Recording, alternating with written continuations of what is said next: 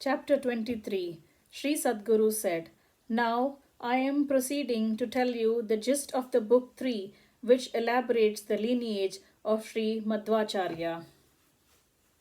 In the first chapter, Lord Krishna appeared as a child due to his grace at the request of Devi Rukmini in Dwaraka. The second chapter describes how the compassionate Madhvacharya subdued the stormy winds and saved the ship tossed at sea. Bhagavan Sri Krishna appeared from the heap of Gopi Chandan at the entreaty of the Yati Raja Sri Madhvacharya. This is explained in chapter 3. In chapter 4, Indra himself appeared as a bull and learnt all the Shastras and their import from Sri Madhvacharya. Chapter 5 explains how Indra came to earth as Jayatirtha and wrote wonderful commentaries on the precepts of Sri Madhvacharya. The sixth chapter deals with the way in which Sri Padadasa affectionately and devotedly worshipped Lord Rangavittala in the mood of parental love, Vatsalya Rasa. In chapter 7, Sri Padaraja worshipped Lord Ranganatha, the supreme sovereign being with affection born of Vatsalya Bhava. Sri Vyasaraja worshipped the Lord Krishna who issued forth from Salagramam as narrated in chapter 8. Sri Vadiraja became a great scholar due to the grace of Lord Hayagriva and became renowned throughout the world. This is the substance of chapter 9. The chapter 10 tells us how Kanakadasa could see the puja done by Vyasaraja in his mental expense with the help of his Bhakti Yoga and informed the later of the same. The content of chapter 11 is this. Sri Kanakadasa got the fruits given by Sri Vyasaraja. He came back to the former with the very same fruits, finding Sri Krishna, the omnipresent everywhere. Pleased with Kanakadasa's devotion, Lord Sri Krishna, the ocean of unlimited mercy, gave him darshan through a hole in the wall of the temple. The incident is described in chapter 12.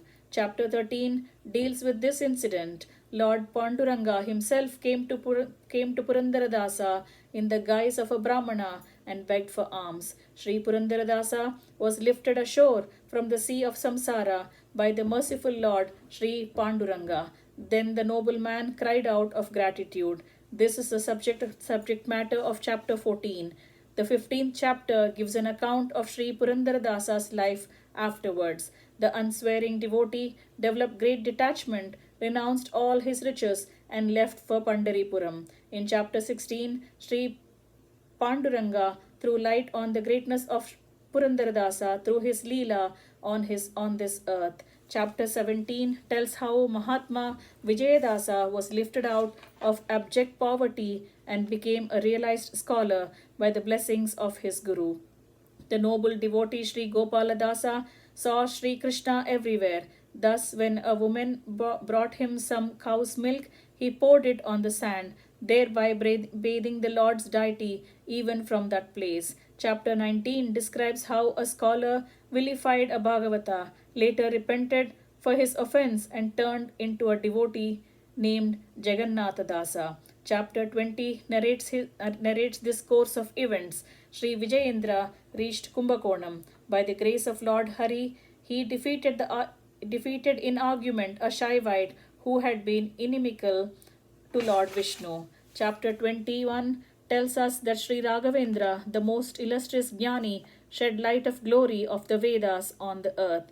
Sri Raghuttama Swami, surrounded by the Pashandis in the forest, was saved by the grace of Sri Rama. This is described in chapter 22. In order to refresh readers' and listeners' memories, the contents of book 3 have been given in a nutshell here. He who reads with reverence the Vaishnava Samhita certainly reaches the transcendental realm. Glory unto the Sadguru, glory unto the Vaishnavas, glory unto Lord Madhava, glory unto Premika. Thus ends chapter 23, entitled Katha Sangraham of book 3 of Sri Vaishnava Samhita, composed by Shri Krishna Premi Mahaprabhu, who revels in the luscious sweetness of the divine bliss emanating from the lotus feet of Shri Bhagavannama Bodhendra Swamigal, who descended the earth as a savior of all beings, the universal preceptor, the Parivrajaka, a wandering saint, and the Paramahamsa, a realized soul.